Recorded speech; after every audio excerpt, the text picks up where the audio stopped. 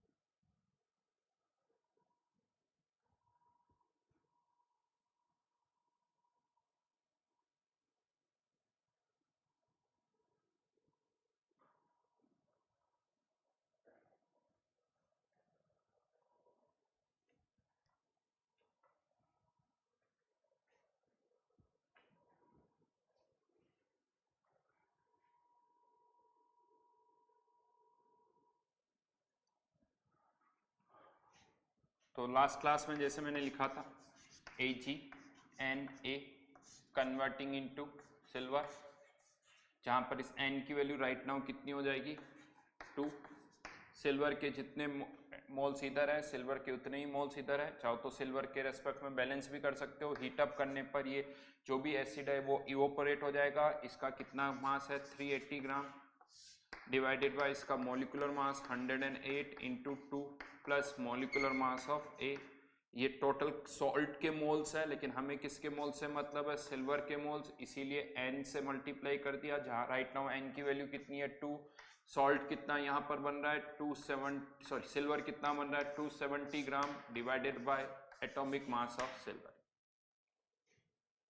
Solve कर लीजिए। Molecular mass of A, ये वैल्यू आएगी 88 ग्राम। ये 1/4, इसको मल्टीप्लाई करके कर लीजिए। लेकिन क्या यही हमारा फाइनल आंसर है? नहीं, ये एक का मास आया है, ए का मॉलिक्यूलर मास आया है। जो एसिड है, मॉलिक्यूलर मास ऑफ एसिड, तो एसिड क्या है यहाँ पर, अगर डाइबेसिक एसिड है तो H2A, जबकि ये ए का था तो इसमें कितना ऐड करना पड़ेगा 2 + 88 विच इज 9।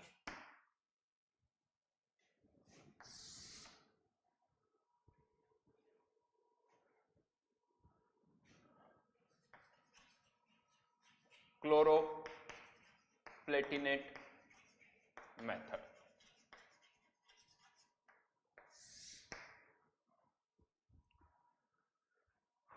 क्लोरोप्लेटिनेट मेथड,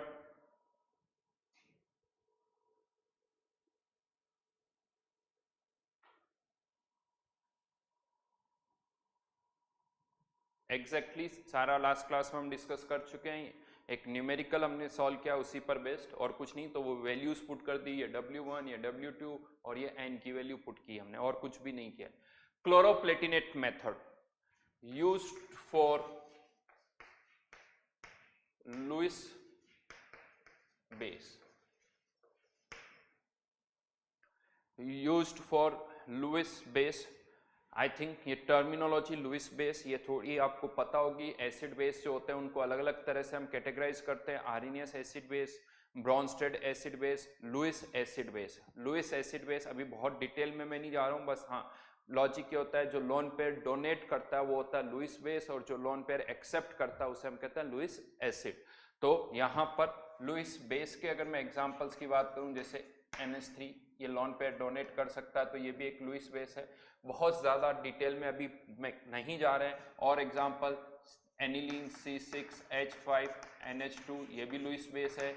और एग्जाम्पल की बात करें तो NH2 CH2 NH2 ethylene diamine, इसके पास एक लोन पेयर है, इसके पास भी एक है, बट यहाँ पर दो लोन पेयर है, एक इस नाइट्रोजन के पास और एक इस नाइट्रोजन के पास। तो ये लुईस बेस जो होते हैं ये कोई एक लोन पेयर डोनेट कर सकता है, दो भी कर सकते हैं, तीन भी कर सकते हैं। तो इनके लिए टर्मिनोलॉजी हम यूज करते हैं एसिडिटी। जैसे बेस एसिड के लिए वर्ड यूज होता है बेसिसिटी, तो बेस के लिए वर्ड यूज होता है एसिडिटी। तो एसिडिटी किसी की 1 हो सकती है, एसिडिटी 2 हो सकती है, एसिडिटी 3 हो सकती है। अगर एक है तो वो एक लोन पेयर दे रहा होगा, दो है तो दो लोन पेयर दे रहा होगा, तीन है तो तीन पेयर लोन पेयर दे रहा होगा। अब यहाँ क्या होता है, नॉर्मली जब एक आर्सेनियस एसिड बेस रिएक्ट करते हैं, जैसे HCl प्लस NaOH, ये आर्सेनियस एसिड या आर्सेनियस बेस, तो इसमें क्या बनता है, salt plus water, salt plus water. लेकिन अगर ये लुईस बेस है, यहाँ पर ये एसिड है और ये लुईस बेस है, तो अगर एक लुईस बेस यहाँ रिएक्ट करता है तो फिर यहाँ पर वाटर नहीं बनता, केवल सॉल्ट ही बनता है। NH4Cl केवल क्या बना, सॉल्ट बना, वाटर नहीं बनता है अगर कोई लुईस बेस एसिड आर्सेनियस एसिड के साथ रिएक्ट कर रहा है तो ये एक जनरल इंफॉर्मेशन थी। अभी मैं आ रहा हूं क्लोरोप्लेटिनेट मेथड क्या है, ये तो एक जनरल इंफॉर्मेशन थी कि आर्सेनियस एसिड और आर्सेनियस बेस है तो वाटर फॉर्म होगा, लेकिन अगर एक लुईस बेस है यहाँ पर तो फिर यहाँ पर जो सॉल्ट, केवल सॉल्ट बनेगा, वाटर यहाँ पर फॉर्म नहीं होगा। अब इसको हमें कैसे यूज करना है वो मैं आपको बता रहा हूं। एक इंफॉर्मेशन तो ये याद रखना, दूसरी इंफॉर्मेशन, कोई भी एसिड बेस जब रिएक्ट करते हैं तो वो किस रेशियो में रिएक्ट करते हैं। राइट नाउ ये 1:1 के रेशियो में रिएक्ट कर रहे हैं। क्यों? क्योंकि इसकी बेसिसिटी 1 है, इसकी एसिडिटी 1 है। वही चीज, इसकी बेसिसिटी 1 है, इसकी एसिडिटी 1 है। लेकिन क्या हमेशा एसिड बेस 1:1 के रेशियो में रिएक्ट करते हैं? नहीं। अगर ये H या लेट्स से H2SO4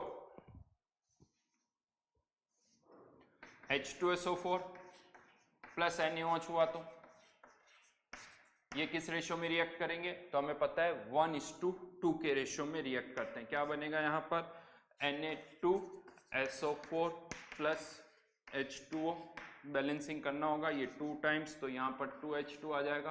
तो ये 1:2 के रेशियो में रिएक्ट कर रहे हैं। इसको मैं ऐसे आपको बता सकता हूँ, कॉन्सेप्ट क्या होता है, यहाँ पर कोफिशिएंट क्या होंगे, तो इसकी जो बेसिसिटी है उसको इधर मल्टीप्लाई कर दो और इसकी एसिडिटी से इधर मल्टीप्लाई कर दो। तो NaOH तो एक OH आयन दे रहा है तो इसकी एसिडिटी 1, तो यहाँ 1 आ गया, इसकी बेसिसिटी 2, तो यहाँ पर क्या आ गया, 2 आ गया। क्रॉस मल्टीप्लाई आप कर सकते हो इस तरह से। जैसे एग्जाम्पल और लेते हैं, BaHOH whole twice plus H3PO4।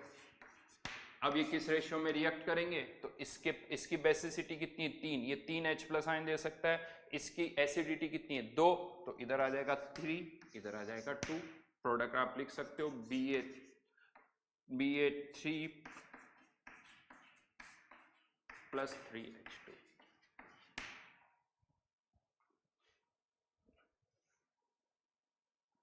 Three नहीं, आई थिंक 6H2। ठीक है, तो ये क्रॉस मल्टीप्लाई करना, एसिडिटी और बेसिसिटी से क्रॉस मल्टीप्लाई हम कर सकते हैं। अब यहां पर हम आते हैं H2PtCl6, इसे बोला जाता है क्लोरोप्लेटिनिक एसिड, क्लोरोप्लेटिनिक एसिड। ये एक डाई बेसिक एसिड है जिसकी बेसिसिटी कितनी है 2। ये 2 एसिडिक हाइड्रोजन दे सकता है, जैसे H2SO4 है उसी तरह से ये भी है।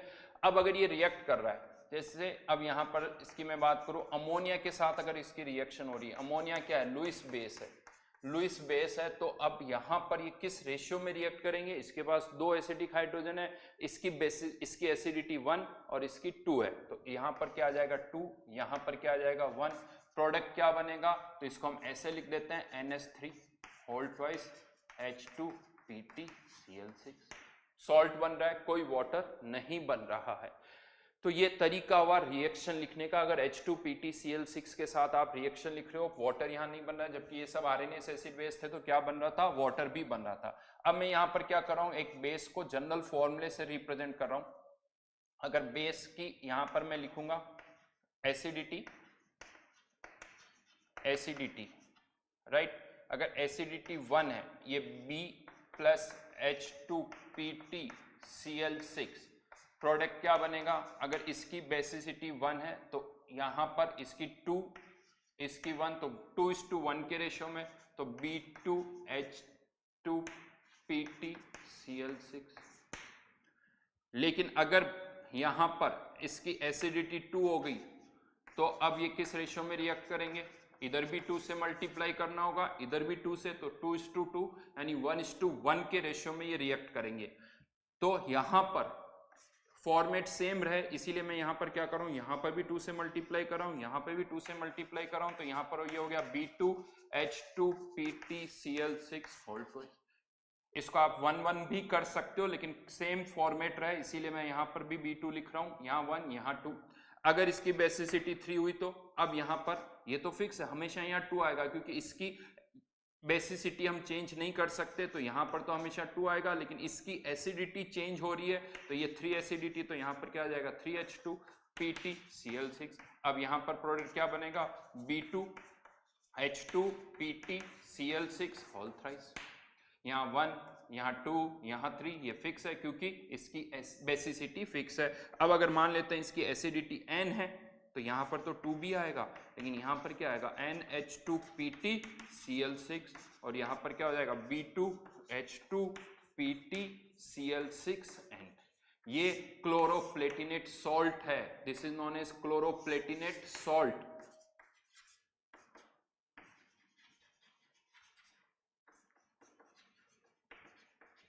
क्लोरोप्लेटिनेट सॉल्ट, ये उसका जनरल फॉर्मूला है, B2H2PtCl6 होल n, ये जनरल फॉर्मूला आ गया। देखिए लास्ट क्लास के अंदर जब हमने सिल्वर सॉल्ट वाला डिस्कशन किया था, तो उसके अंदर जनरल फॉर्मूला लिखना बड़ा आसान था, कुछ नहीं था, HNA था, HNA में से H हटा दिया और इसको क्या लिख दिया, AgNA लिख दिया, बड़ा सिंपल सा कॉन्सेप्ट था। यहाँ पर मुश्किल होती, इसीलिए मैंने इसको बहुत ही स्टेप बाय स्टेप आपको बताया।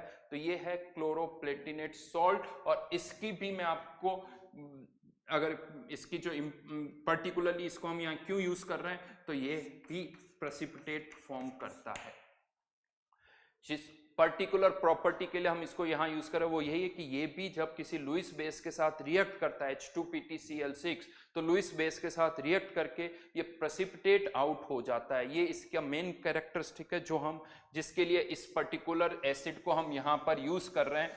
अब क्या होगा, कोई भी लुईस बेस है जिसका हमें मॉलिक्यूलर मास फाइंड आउट करना है, उसके साथ पहले एक्सेस अमाउंट में क्या मिला दो, H2PtCl6, वो H2PtCl6 बेस के साथ रिएक्ट करेगा और ये सॉल्ट जो है क्लोरोप्लेटिनेट सॉल्ट प्रोड्यूस होगा। इसको फिल्टर आउट करो, प्रेसिपिटेट को अलग कर लो और इसका मास मेजर कर लो। तो अब हमारे पास B2H2PtCl6 होल n, इसका मास पता है कितना, W1 ग्राम। और इसको भी जब आप हीटअप करते हो, इसको भी जब हम हीटअप करते हैं तो बाकी सब इवोपोरेट हो जाता है, केवल क्या बचता है, प्लेटिनम। प्लेटिनम इवोपोरेट नहीं होता है क्योंकि इसका बॉइलिंग पॉइंट भी बहुत ज्यादा होता है, तो हाई टेम्परेचर पर हीट अप करने पर केवल प्लेटिनम रह जाएगा। तो इसका मास हम वापस से मेजर कर सकते हैं कि रिमेनिंग मास कितना है, यानी प्लेटिनम का मास कितना है। तो W1 ग्राम लिया था, रह कितना गया हीट अप करने के बाद, W2 ग्राम प्लेटिनम इवोपोरेट नहीं हुआ है। आप दोनों तरफ प्लेटिनम को क्या कर दो, इक्वेट कर दो, प्लेटिनम के मोल्स को बराबर कर दो। वो कैसे करेंगे, तो डिवाइडेड बाय ये W1 ग्राम है, इसका मोलिकुलर मास, तो इसका तो मोलिकुलर मास हमें निकालना ही है, 2B प्लस H2PtCl6। प्लेटिनम का एटॉमिक मास होता है 195, क्लोरीन का होता है 35.5, तो इसका टोटल मोलिकुलर मास निकालोगे तो ये आ जाएगा 410N, 410N। लेकिन ये सॉल्ट के मोल्स है, प्लेटिनम के मोल्स के लिए किससे मल्टीप्लाई करना होगा, N से, तो ये प्लेटिनम के मोल्स, इस तरफ भी प्लेटिनम के मोल्स, तो इतने ही होने चाहिए, W2 ग्राम डिवाइडेड बाय 195।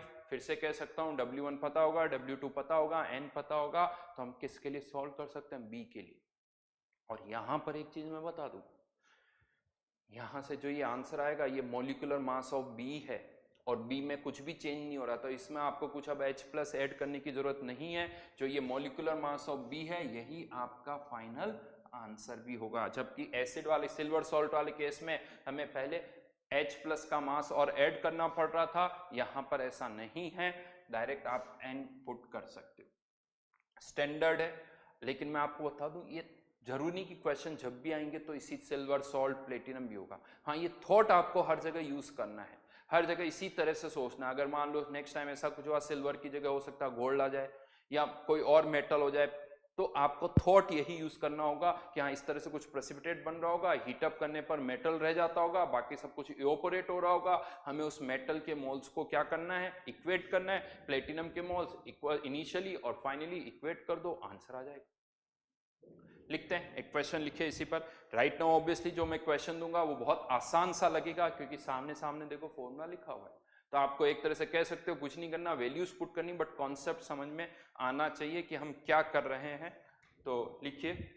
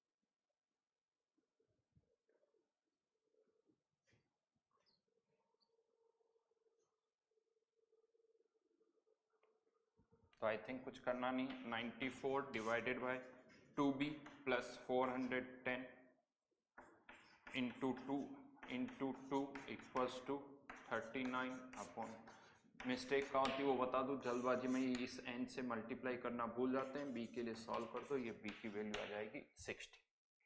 ठीक है, तो शीट में एक क्वेश्चन है S1 के अंदर, इसी पर बेस, तो वो आप कर सकते हो, बट फिर भी मैं कहूंगा बी प्रैक्टिकल। जरूरी नहीं कि क्वेश्चन हमेशा क्वेश्चन में हमेशा प्लेटिनम ये यही थॉट समझ में आना चाहिए, प्रोसेस जो है वो हमें सॉल्व करना है। क्वेश्चन जब भी आपके सामने आता है तो क्वेश्चन को आपको सॉल्व करना होता है, यानी सॉल्व करना होता है। तो एक और चीज मैं इंपॉर्टेंट आपको बताऊं, क्वेश्चन को उस तरह से सोचो जिससे वो सॉल्व हो। बहुत बार क्या होता है कि क्वेश्चन के अंदर शायद ऐसा लगता है सर ये तो मुझे नहीं पता है, या ये आप कोशिश करो क्वेश्चन को, एक तो सिंपल सा ऑप्शन है छोड़ दो, नहीं सॉल्व करो, ठीक है, वो तो है ही हमेशा आपके पास। और एक ये है कि मैं कोई ना कोई आंसर उसका निकालूं, यानी आप इस तरह से सोचो जिससे हम आंसर निकाल सकें।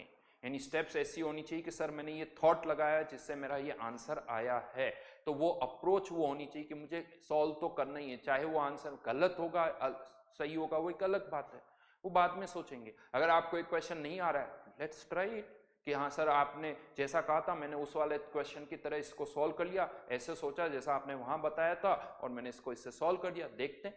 अगर आप करोगे तो आपको डिफरेंस समझ में आएगा, आपको गलतियां समझ में आएगी कि उस थॉट को यहाँ पर अप्लाई किया जा सकता है या नहीं किया जा सकता है, राइट। तो ये हमें ट्राई जरूर करना चाहिए, क्योंकि जेई का एग्जाम है, देखो जेई में एग्जामिनर पता है क्या करता है, उसे पता है कि हाँ एक स्टूडेंट ये क्वेश्चन करता आया है, उसे पता होता है, वो उसी में से कुछ उसमें से कुछ ऐसा चेंज करेगा जिससे आपको थोड़ा सा थॉट प्रोसेस बदलना पड़ेगा, वो थॉट प्रोसेस थोड़ा सा कहीं चेंज करना पड़ेगा। आप सोचो कि एग्जैक्टली वैसा क्वेश्चन आए, इसके चांसेस बहुत कम है।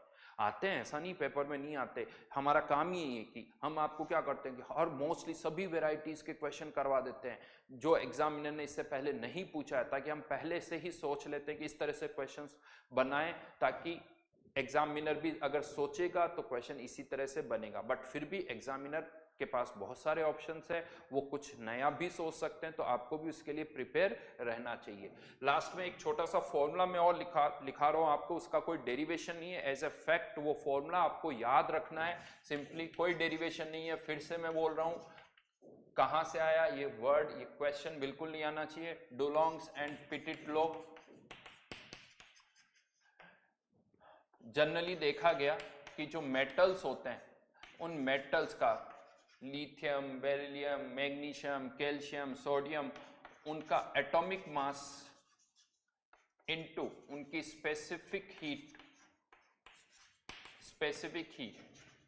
का जो प्रोडक्ट आता है वो ऑलमोस्ट 6.4 के इक्वल आता है। हाँ, लेकिन यहाँ पर इंपॉर्टेंट है कि ये जो स्पेसिफिक हीट है वो कैलोरी पर ग्राम में होनी चाहिए, जूल पर ग्राम में नहीं होनी चाहिए।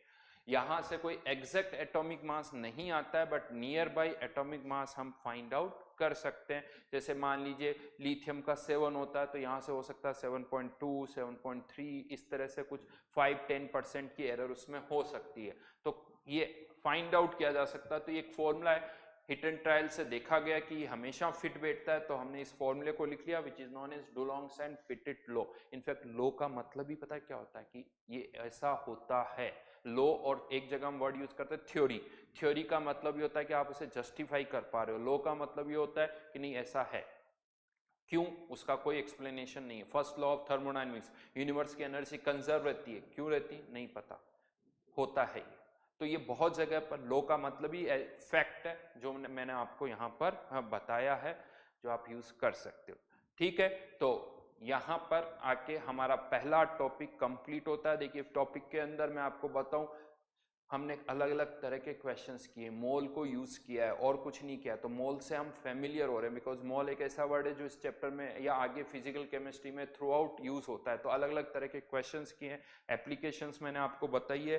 तो ये मोल का यूज था। अगर आप एनसीईआरटी से भी देखोगे तो लगेगा कि एनसीईआरटी में जो मैंने पढ़ा है वो कहीं नहीं मिलने वाला। आप में से अगर कुछ एनसीईआरटी से ढूंढोगे तो ऐसा नहीं, क्योंकि ये कोई थ्योरी नहीं है।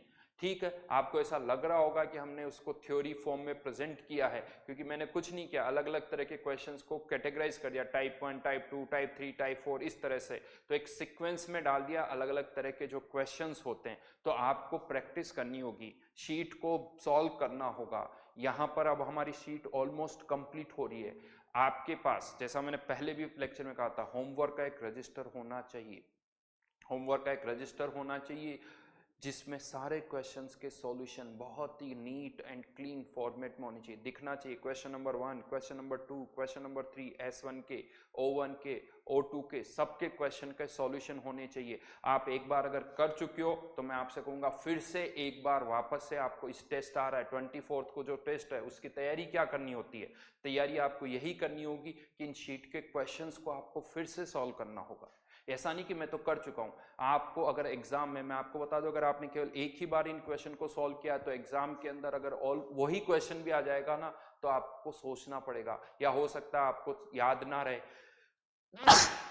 सॉरी, आपको याद ना रहे तो आपको उनकी प्रैक्टिस करनी होगी।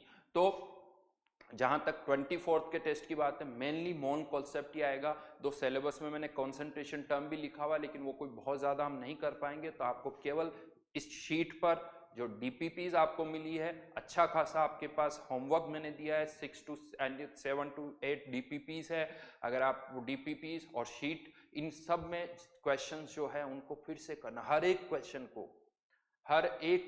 को आपको एक बार तो और सॉल्व करना ही है, ये ध्यान रखिए। और अगर आपके सॉल्यूशन पहले अच्छे नहीं हैं तो मैं आपसे फिर से कहूंगा स्पीड के साथ फिर से उन क्वेश्चन को करिए आगे, ताकि आप इनको अच्छी तरह से कर सकें, यानी सॉल्यूशन आपके पास होने चाहिए। बिकॉज क्योंकि होता क्या है, एक महीने बाद जब फिर से हमें रिवीजन करना होता है तो हमें याद ही नहीं आता कि मैंने इन क्वेश्चंस को कैसे सॉल्व किया है। फिर से करिए, डाउट्स है तो आप फिर से पूछ सकते हैं, ग्रुप्स के अंदर आपके डाउट्स से मैक्सिमम डाउट्स हम बताते हैं, लेकिन हाँ उनमें से बहुत सारे स्टूडेंट्स थोड़े से केयरलेस होते हैं, एक क्वेश्चन का आंसर पहले गिवन होता है फिर से पूछ लेते हैं। गो थ्रू दी ग्रुप, आप बार बार आप एक क्वेश्चन पर्टिकुलर है, इसका सॉल्यूशन बता दीजिए, फिर क्या होता है अगले दिन कोई जागता है, सर इसका सॉल्यूशन बता दीजिए, आप ग्रुप में देखिए उसके अंदर ऑलरेडी उसका सॉल्यूशन है, उसको चेक करिए। अगर उसमें नहीं समझ में आता है, आप कोशिश करने के बाद तब आप वापस से पूछिए कि सर ये पर्टिकुलर स्टेप जो है वो मुझे समझ में नहीं आ रही है, राइट। तो अब मैं यहाँ पर शीट के क्वेश्चंस है जो मुझे लगता है कि एक अच्छे क्वेश्चंस है, वो दो ग्रुप्स में आपको बताए जा चुके हैं, बट फिर भी मैं यहां पर एक बार उनको डिस्कस करूंगा।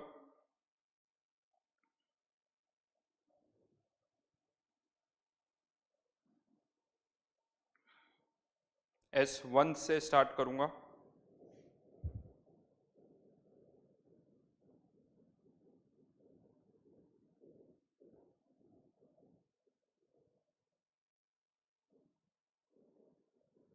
S1 का एक क्वेश्चन था 25,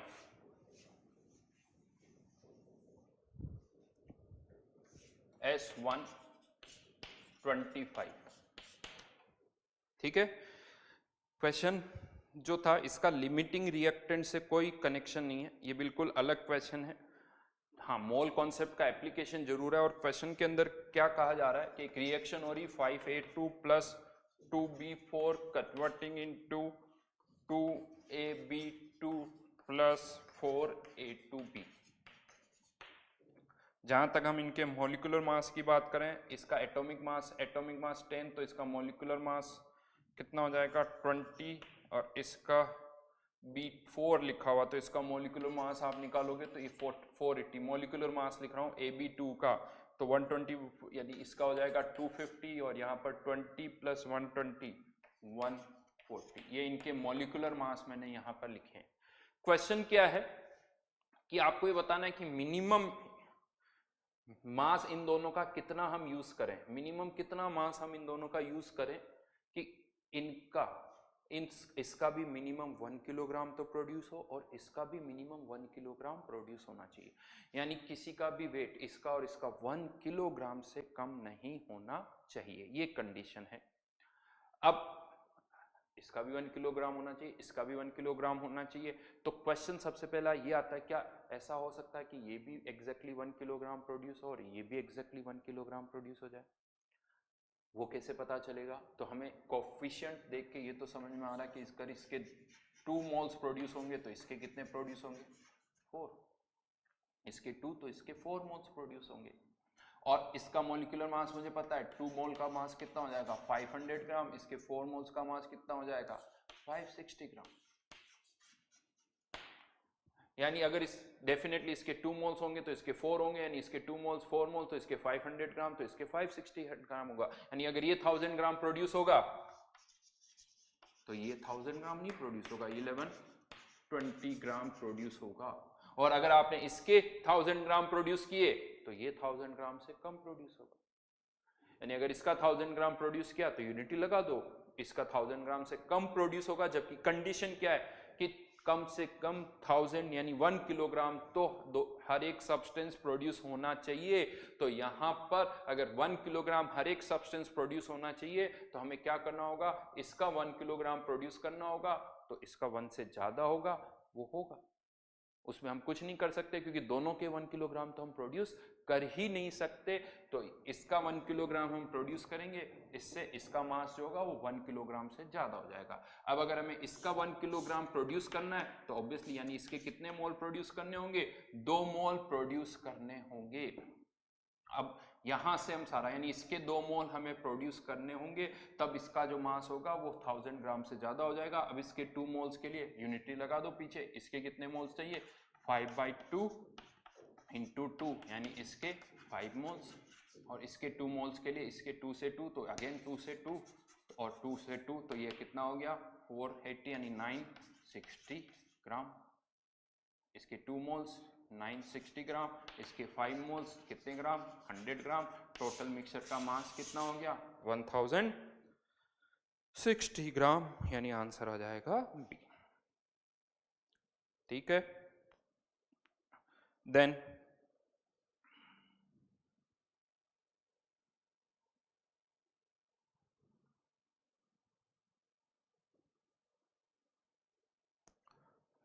एक और क्वेश्चन था 35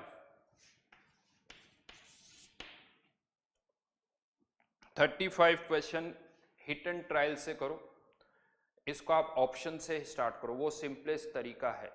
ऑप्शन लो कि ऑप्शन ए सही हो सकता है, बी सही हो सकता है, इससे आप रिवर्स में चलो। जो इन्फॉर्मेशन दे रखी है, इन्फॉर्मेशन क्या दे रखी है कि जो CO2 प्रोड्यूस हो रही है वो 12.315 लीटर 1 एटमॉस्फेयर 300 केल्विन, इसको मोल्स में कन्वर्ट करोगे तो CO2 कितनी प्रोड्यूस हो रही है, हाफ मोल प्रोड्यूस हो रही है। अब कहा जा रहा है कि कार्बोनेट है तो बेरिलियम कार्बोनेट भी हो सकता है, लिथियम कार्बोनेट भी हो सकता है, इसकी HCl के साथ रिएक्शन हो रही तो CO2 प्रोड्यूस हो रही। तो आप किसी एक की रिएक्शन लिख लो, जैसे BeCO3 प्लस HCl, इसकी रिएक्शन अगर होती तो क्या बनेगा BeCl2 plus CO2 plus H2O। तो इसके हाफ मोल चाहिए, उसके लिए इसके कितने मोल होने चाहिए, हाफ मोल। इसका मोलिकुलर मास निकाल लो, वो कितना आ रहा है, उसके अकॉर्डिंग इसका मास आ जाएगा। टोटल वेट कितना है 40 ग्राम, तो इम्प्यूरिटी का वेट निकल के आ जाएगा। और वो चेक कर लो जो ऑप्शन में इम्प्यूरिटी का वेट गिवन है उससे मैच कर रहा है या नहीं कर रहा है। तो बेरिलियम नहीं आंसर आता, फिर लिथियम नहीं आता, फिर वापस से बेरिलियम दे रखा है या मैग्नीशियम दे रखा है। 1 बाय 1 करके आपको उसको करना होगा। क्वेश्चन नंबर 37 हम कर चुके हैं क्लास के अंदर। एक तरह से आपको अल्फा दे रखा है और एम एवरेज फाइंड आउट करना है, लास्ट क्लास में किया है। क्वेश्चन नंबर 38 चलो एक बार, है तो बहुत सिंपल लेकिन मैं बता देता हूं कि किसी भी कंपाउंड के अंदर, जैसे मैं बात करूं CH2 वैसे एग्जिस्ट नहीं करता है, बट C2H4 C3H6 इन सब के अंदर कार्बन और हाइड्रोजन का जो परसेंटेज है वो फिक्स्ड है। कार्बन और हाइड्रोजन का जो भी परसेंट है, जितना कार्बन का परसेंट यहाँ है उतना ही यहाँ पर है, उतना भी यहाँ पर, जितना हाइड्रोजन का यहाँ उतना यहाँ उतना। तो अगर आपके को किसी कंपाउंड में मान लीजिए कार्बन का मैं कह दूं परसेंटेज इतना है, तो उससे आप कंपाउंड में का फॉर्मूला नहीं बता सकते हो। फॉर्मूला CH2 भी हो सकता है, C2H4 भी हो सकता है, C3H3। हाँ, एम्पेरिकल फॉर्मूला पूछोगे तो बता दूंगा CH2 है, लेकिन मॉलिक्यूलर फॉर्मूला नहीं बता सकते। या अगर हमें परसेंटेज कार्बन पता है तो हमें ये नहीं पता होगा कि उसके एक मॉलिक्यूल में कार्बन के कितने एटम्स होंगे, वो हमें नहीं पता है। हाँ, लेकिन ये एक चीज जरूर है, किसी भी मॉलिक्यूल में किसी एटम, कोई भी एटम आधा तो नहीं हो सकता, या तो 1 होगा या 2 होगा या 3 होगा, यानी इंटीग्रल वैल्यूज ही होगी, 1 2 3 इस तरह की वैल्यूज ही होगी, हाफ तो नहीं हो सकता। तो यहां पर क्या कहा जा रहा है, एक compound possesses 8% sulphur by mass, the list molecular mass of क्या होगा। अब मान लेते हैं जो भी कंपाउंड है उसमें सल्फर के n एटम्स है। सल्फर के कितने एटम्स है? n atoms. सल्फर के एक एटम का मास कितना होता है? 32। तो ये अगर n एटम्स है तो ये सल्फर का क्या हो गया? मास, डिवाइडेड बाय, अगर हमें सल्फर का परसेंटेज निकालना है तो divide by molecular mass of compound. ये कंपाउंड का मॉलिक्यूलर मास है, ये सल्फर का मॉलिक्यूलर मास है, परसेंटेज निकालना है तो इनटू 100। और हमें क्या गिवन है इस क्वेश्चन के अंदर कि जो सल्फर का परसेंटेज है वो कितना दे रखा है? 8%। सल्फर का परसेंटेज कितना दे रखा है? 8%। हमें ये नहीं गिवन है कि कंपाउंड के अंदर सल्फर का एक एटम है या 2 एटम है या 3 एटम है, तो इसलिए हमने मान लिया कि कितने एटम्स है? n एटम्स है, कुछ भी हो सकता है। तो यहां पर जैसे जैसे n वेरी करेगा m भी वेरी करेगा। तो यहां पर अगर मुझे m निकालना है तो यहां पर इसको पहले सॉल्व करना होगा 4, तो ये क्या हो जाएगा? 400 इंटू n। यानी अब आपका m किस पर डिपेंड करेगा? n पर। अगर सल्फर का एक एटम है तो मॉलिक्यूलर मास 400, 2 है तो 800, 3 है तो 1200, लेकिन मिनिमम मॉलिक्यूलर मास कितना होगा? तो मिनिमम तो n की वैल्यू 1 हो सकती है, तो मिनिमम मॉलिक्यूलर मास कितना हो जाएगा? 400 हो जाएगा। ठीक है। क्वेश्चन नंबर 42 अब आप कर सकते हो। मॉलिक्यूलर मास आ गया, उसको यूज कर सकते हो, तो क्वेश्चन नंबर 42 आपका सॉल्व हो जाएगा। ठीक है। ओके, देन O2 की बात करते हैं।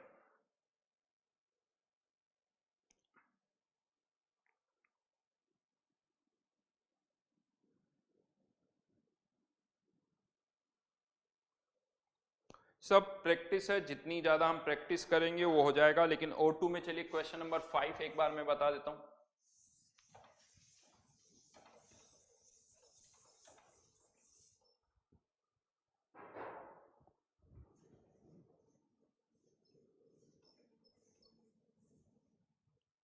क्वेश्चन नंबर 5 पैरेलल रिएक्शन है A plus N B plus L. A plus N half B plus half C plus L. बड़ा थोड़ा अलग क्वेश्चन है, अलग से सोचना है बहुत सिंपल, बट थोड़ा थॉट प्रोसेस बदलना होगा। जिस तरह से हम सोच रहे हैं एग्जैक्टली वो क्वेश्चन नहीं है। अब यहाँ पर हम देखें तो A और N का एक एक एटम है, यहाँ पे भी वही है, यानी यहाँ पर जितना मास ले रहे हो इनिशियली यहाँ पर भी उतना ही मास ले रहे हो, यानी इनिशियल मास सेम है, तो टोटल मास जो फाइनली यहाँ होगा और यहाँ होगा वो भी सेम होगा। और यहाँ पर भी A का L बन रहा है, यहाँ पर भी A का L बन रहा है, तो इन दोनों का मास भी सेम है। इसका मतलब क्या हुआ कि B जो है, B का यहाँ एक एटम था, यहाँ आधा और यहाँ आधा, मोल्स की टर्म में आधा आधा मोल्स कह सकते हो। लेकिन अब आप कह सकते हो जितने B के मोल्स कम हुए उतने ही C के मोल्स बढ़े हैं, जितने B के मोल्स कम हुए उतने ही C के मोल्स बने हैं। ऐसा तभी हो सकता है जब B और C का मास जो होगा, एटॉमिक वेट जो होगा वो सेम होगा, वो अलग अलग नहीं हो सकता। B और C का जो एटॉमिक वेट होगा वो अलग अलग होगा।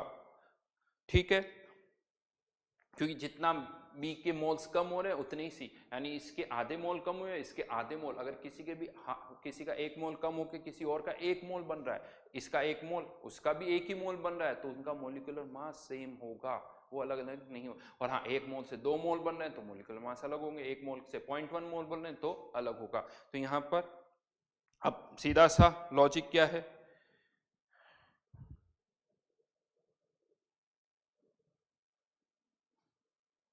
तो अब हाँ, अब गिवन है कि A जो है आधा यहाँ रिएक्ट कर रहा है, आधा यहाँ रिएक्ट कर रहा है, B यहाँ से भी प्रोड्यूस हो रहा है, B यहाँ से भी प्रोड्यूस हो रहा है, तो B के टोटल मोल्स कितने हो गए? 1 प्लस हाफ 3/2, 1 प्लस हाफ 3/2, और C के केवल कितने मोल्स हुए? हाफ। B और C का एटॉमिक वेट बराबर है, तो B का मास जो होगा वो C के मास से ज्यादा होगा, तो ऑप्शन A जो है वो सही है, ऑप्शन A जो है वो सही है।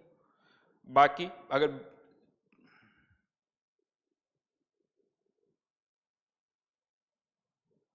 और यहां से आप कह सकते हो अगर इसके x बनेंगे तो इसके भी x, और यहां पर हम देखें तो इसके कितने बनेंगे? 2x। तो इसके अकॉर्डिंग अगर इसके x मोल बन रहे हैं तो B के टोटल कितने बनेंगे? 3x। तो अगर C के 2 मोल बन रहे हैं तो B के कितने बनेंगे? 6 मोल्स, यानी कौन सा ऑप्शन आ जाएगा? D option. क्वेश्चन नंबर 5 में।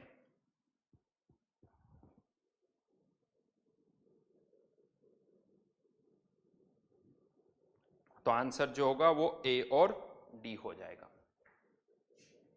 ठीक है, क्योंकि इसके x तो इसके टोटल कितने हो गए 3x। ये मैंने कैसे किया, इसके x टोटल इसके नहीं, ये क्या कर, हाँ यहाँ पर इसके x बन रहे हैं, तो इसका मतलब यहाँ पर इसके कितने लिए होंगे 2x, यहाँ पर इसके भी 2x, क्योंकि a आधा यहाँ कंज्यूम हो रहा है आधा यहाँ कंज्यूम हो रहा है। इसके 2x से 1 से हाफ, तो 2x से x, 2x से 2x, तो टोटल b के कितने बन गए 3x।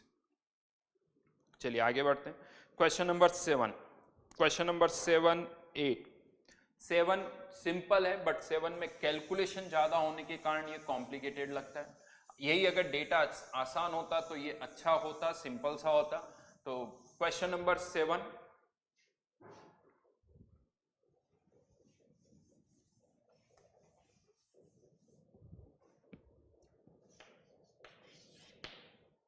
क्वेश्चन नंबर 7 के अंदर CaO plus 3C converting into CaC2 plus Cu। अब यहां पर क्या हो रहा है, ये गिवन है कि जो फाइनल प्रोडक्ट है जिसे हम कह रहे हैं कि क्रूड, उसके अंदर फाइनली प्रोडक्ट के अंदर 85% CaC2 है और 15% अनरिएक्टेड CaO है। इसे कहा जा रहा है क्रूड। तो अब यहां पर जो क्वेश्चन है वो कुछ इस तरह से कि अगर 1000 ग्राम केवल 1000 किलोग्राम CaC2 प्रोड्यूस करना है तो CaO कितना लेना होगा, और 1000 किलोग्राम क्रूड यानी इन दोनों का मिक्सचर प्रोड्यूस करना है तो CaO कितना लेना होगा। क्वेश्चन को पहले समझना होगा। एक केस में तो कहा जा रहा है, देखिए कि ये जितना भी आप लोगे वो 100% रिएक्ट नहीं करेगा, और इसका मतलब ये नहीं कि राइट नाउ हम 15% बच रहा तो 85% रिएक्ट कर रहा है, ये नहीं कहा गया। फाइनल प्रोडक्ट में ये 15% है और ये 85% है, इसका मतलब ये नहीं कि ये 85% रिएक्ट कर रहा है, ये मिस्टेक नहीं होनी चाहिए, क्योंकि ये फाइनल प्रोडक्ट में इसका और इसका आपको मास दे रखा है, ठीक है। अच्छा यहाँ क्लियर नहीं है तो मैं बता दूं, ये परसेंटेज जो भी है ये परसेंटेज बाय मास है, ये परसेंटेज बाय मास है। ज्यादातर इस तरह के मिक्सचर में मास का ही परसेंटेज गिवन होता है। अब करना कैसे वो मैं बताता हूं। लेट फाइनल प्रोडक्ट इज 100 ग्राम। अगर ये फाइनल प्रोडक्ट 100 ग्राम है तो 15 ग्राम कह सकते हो CaO अनरिएक्टेड होगा, अनरिएक्टेड, ये अनरिएक्टेड है ध्यान रखना, और 85 ग्राम क्या बन गया CaC2। अब 85 ग्राम CaC2 अगर बन रहा है तो उसमें CaO कंज्यूम हुआ होगा, तो CaO कंज्यूम कितना हुआ होगा वो कैसे निकलेगा, तो moles mass of CaO consume, पहले मोल्स निकाल देता हूं, मोल्स ऑफ CaO कंज्यूम वो कैसे निकलेगा, तो CaC2 कितना बना है 85 ग्राम डिवाइडेड बाय इसका मोलिकुलर मास 40 प्लस 24 कितना हो गया 64 मोल्स ऑफ CaC2 इतने बने हैं, इतने ही कह सकते हो CaO रिएक्ट करेगा, क्योंकि आई थिंक रेशियो जो है वो 1:, रेशियो जो है वो 1:1 का 85/64। अब यहां पर मास निकालें CaO कंज्यूम, तो 85/64 into 56,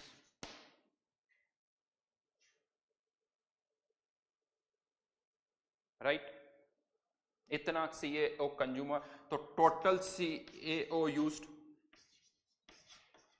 total CaO used 85/64 plus into 56, इतना तो रिएक्ट कर गया, बचा हुआ कितना है 15 ग्राम, तो ये 15 ग्राम, यानी इतना CaO अगर हम यूज करेंगे, ये निकाल सकते हो आप। ये वैल्यू रफली मुझे कुछ एग्जैक्ट नहीं याद है, बट आप सॉल्यूशन आपके पास है 89 ग्राम समथिंग कुछ आ रही है, यानी 89 ग्राम अगर हम यूज करते हैं, 89 ग्राम अगर आप यूज करते हो तो फाइनली जो प्रोडक्ट बनेगा वो 100 ग्राम होगा, और उस 100 ग्राम में आप कह सकते हो 15 ग्राम CaO होगा और बाकी का 85 ग्राम CaC2 होगा।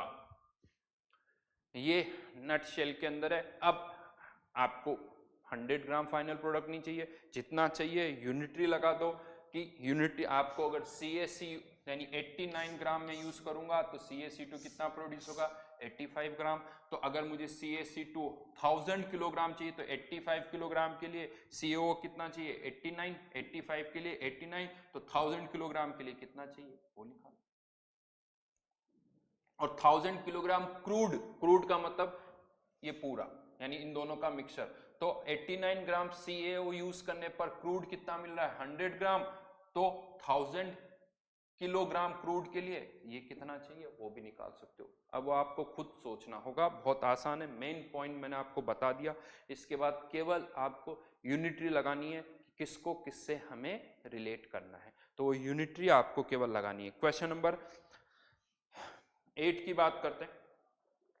सीक्वेंस ऑफ रिएक्शन है। पहला काम इनको बैलेंस करना होगा, आपको इन सभी को बैलेंस करना होगा। NH3 plus O2 ONO plus H2O, I think यहां पर ये कितना आ जाएगा 2, तो यहां पर भी 2, ये 3, ये 5/2, twice NO plus O2 converting into twice NO2 twice NO, और फिर ये NO2 की किसके साथ रिएक्शन हो रही है H2O के साथ, तो HNO3 HNO2, तो यहां पर इसको क्या 2 से मल्टीप्लाई करने पर हो जाएगा 4 और 1 5, 5 नाइट्रोजन 2 बैलेंस हो गई, और finally HNO2 converting into HNO3 plus NO plus H2O, यहाँ 3 टाइम्स और ये 2 टाइम्स, हाइड्रोजन 1 और 2 3, ऑक्सीजन 3 प्लस 2 और 1 6, ये बैलेंसिंग हो गई।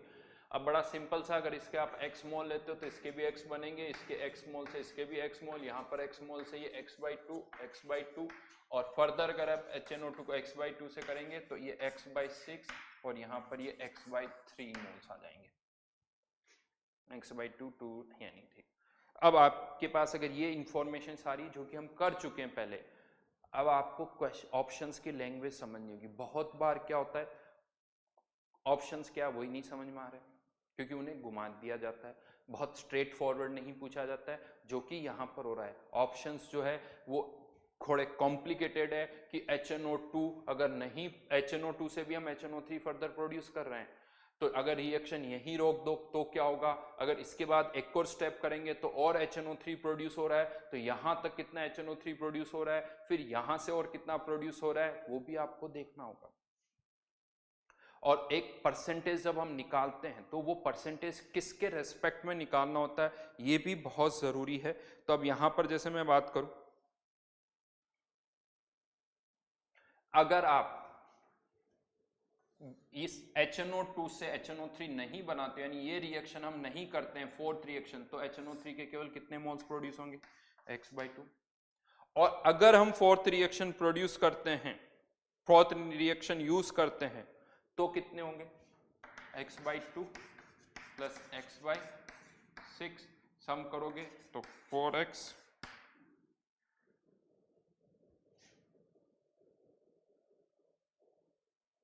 अच्छा, पहला ऑप्शन वो नहीं, मोल्स ऑफ अमोनिया यूज्ड, एक second, if moles of HNO3 obtained is half of, अच्छा पहला ऑप्शन तो सीधा ही कह रहा है कि अगर ये फोर्थ रिएक्शन नहीं होती है, फोर्थ रिएक्शन नहीं होती है तो HNO3 के जो मोल्स प्रोड्यूस होंगे वो अमोनिया के मोल्स के हाफ होंगे। दिख रहा है इसके x तो इसके x/2, अगर ये रिएक्शन हम नहीं करते हैं, तो पहला ऑप्शन हो गया सही। दूसरा ऑप्शन क्या है,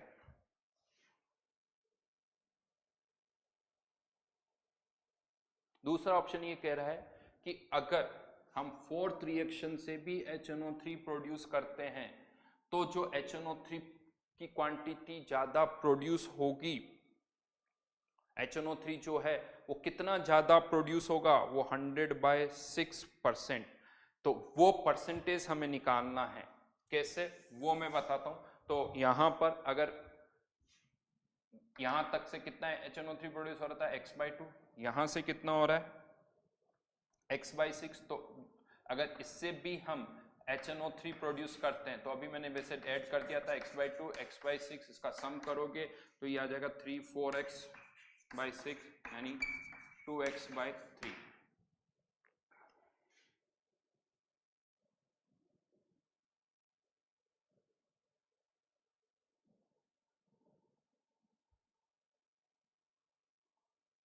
टोटल इतना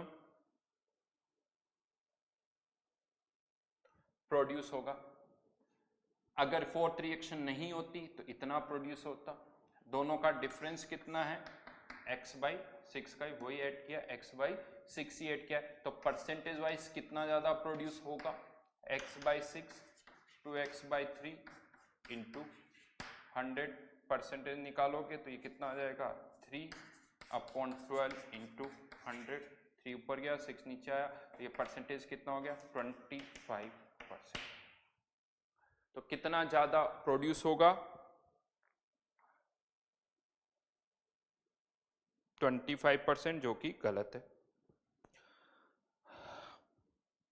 और टोटल का निकालना है।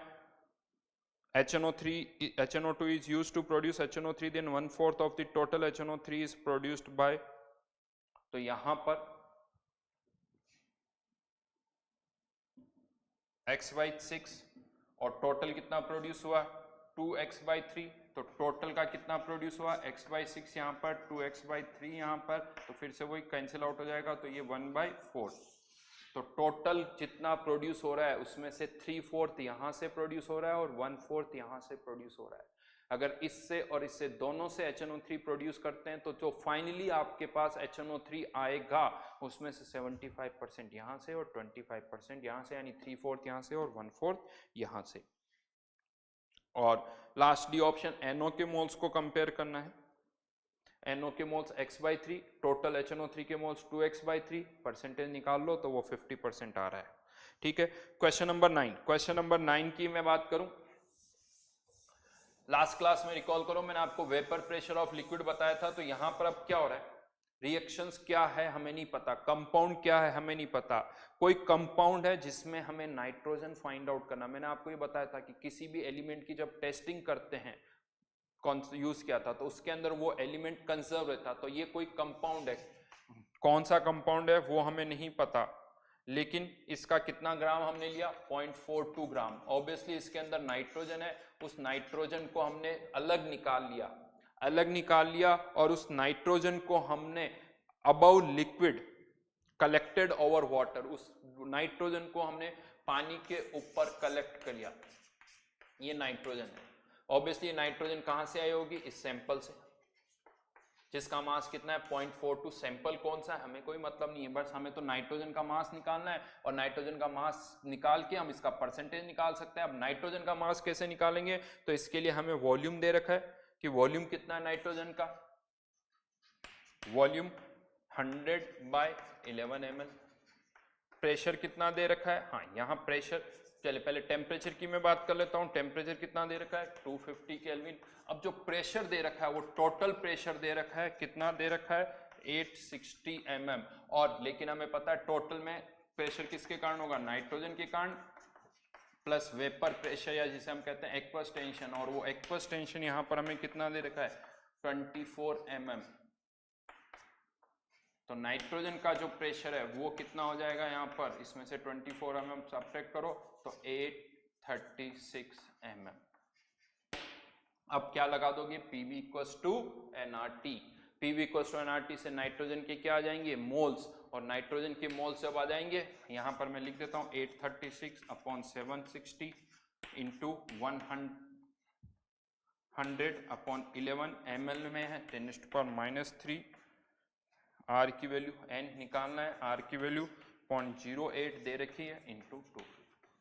मोल्स आ जाएंगे, मास आ जाएगा, और मास से क्या निकाल सकते हो, परसेंटेज निकाल सकते हो।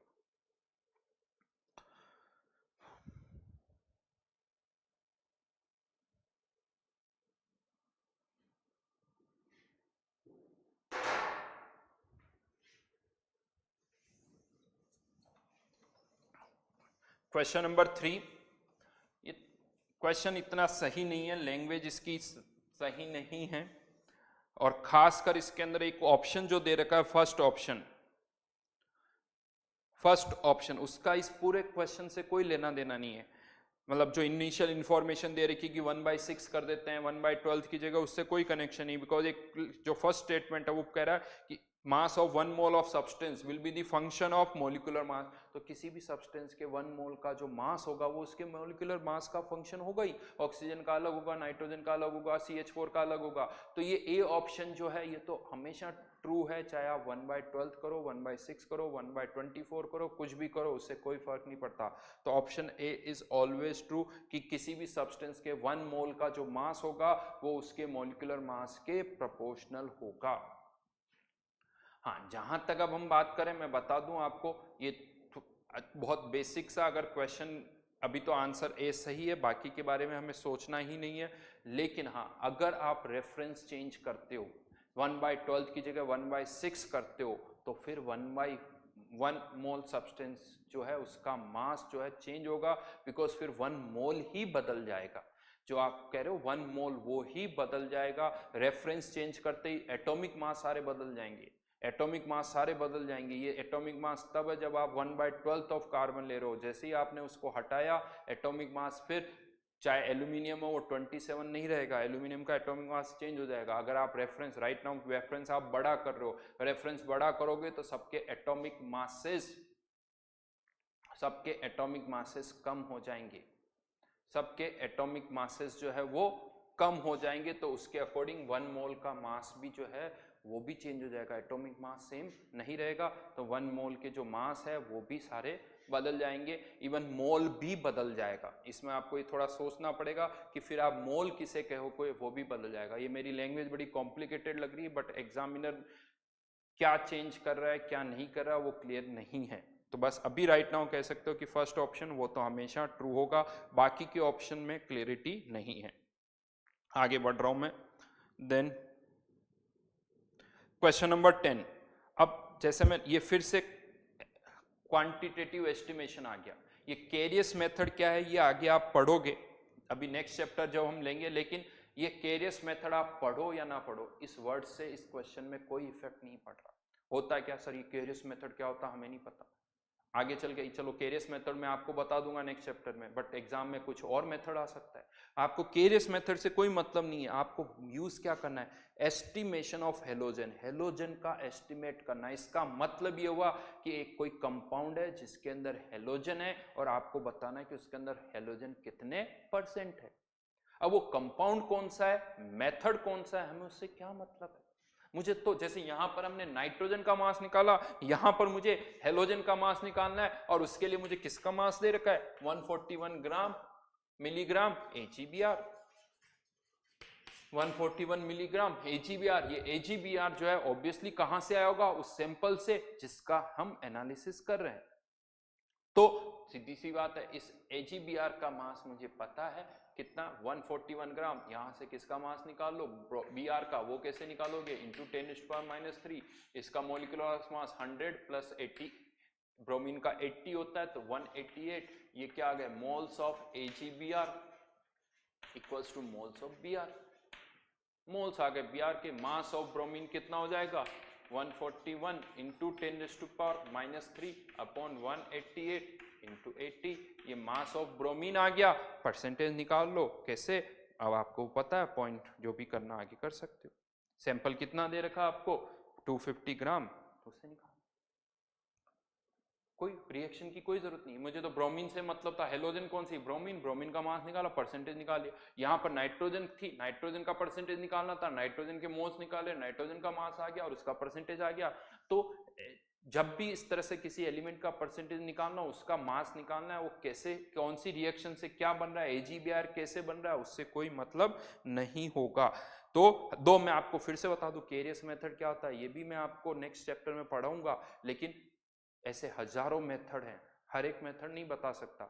क्वेश्चन जब यहाँ आ रहा है तो मेथड इंपॉर्टेंट नहीं है, ये वर्ड केरियस मेथड से कोई लेना देना नहीं है। क्वेश्चन ऐसे भी स्टार्ट हो सकता था, in the estimation of halogen, ऐसे भी स्टार्ट हो सकता था, राइट। नाउ आगे बढ़ते हैं इसी के अंदर।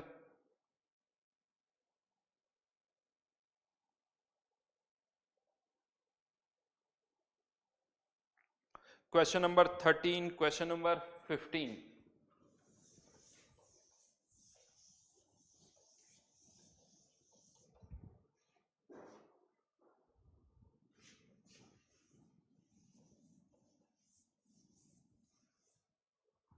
क्वेश्चन नंबर 13 थोड़ा लेंदी जरूर कह सकते हो आप।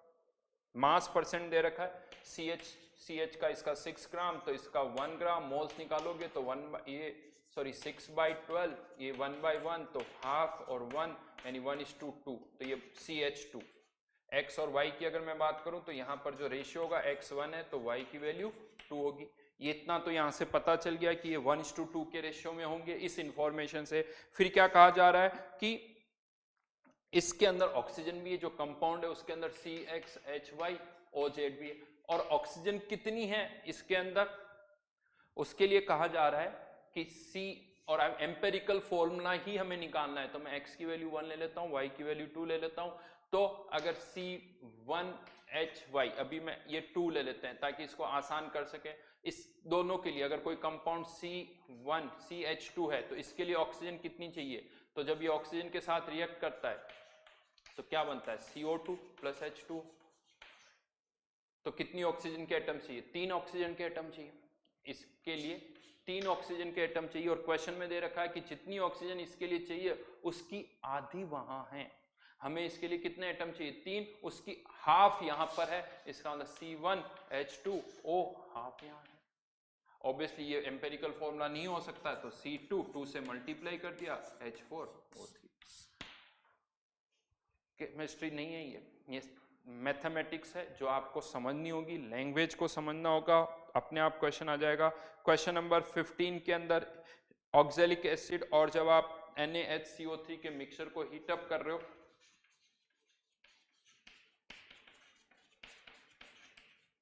Na2C2O4 plus CO2 2CO2 plus H2O, ये रिएक्शन है। रिएक्शन के अकॉर्डिंग CO2 की कितने मोल्स प्रोड्यूस हो रहे हैं वो देख लो, PV = nRT लगा के, या मोल्स आ जाएंगे CO2 के मोल से इन दोनों के मोल्स निकल जाएंगे और आगे सॉल्व कर सकते हो।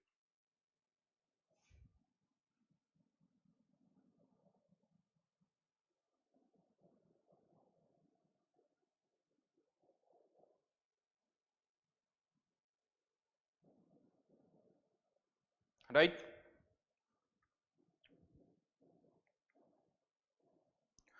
तो देखिए बहुत सारे क्वेश्चंस जो मुझे लगता है जो थोड़े कॉम्प्लिकेटेड थे, इवन ग्रुप्स में भी आपने पूछे हुए हैं, वो भी मैंने आपको वापस यहाँ पर बताएं।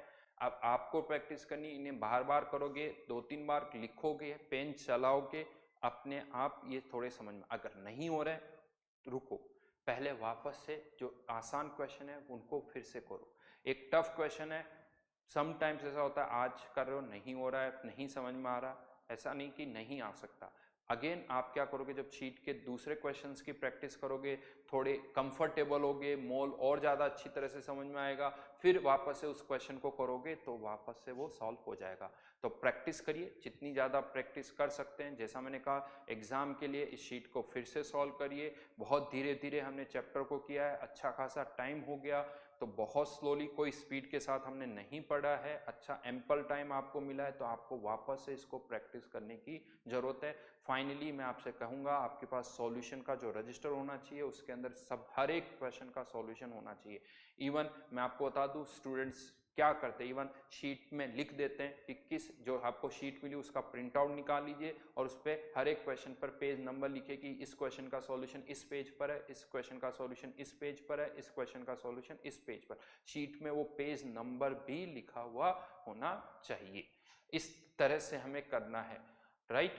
तो प्रैक्टिस करते रहिए। नेक्स्ट क्लास में हम नेक्स्ट टॉपिक स्टार्ट कर देंगे, कंसंट्रेशन टर्म। हाँ, बट टेस्ट के लिए मेनली आपको इसी पार्ट पर ही फोकस करना है, बिकॉज बहुत ज़्यादा अभी हम उसको नहीं कर पाएंगे, तो वो स्टार्ट करूँगा लेकिन टेस्ट में मेनली यहीं तक आएगा। Thank you.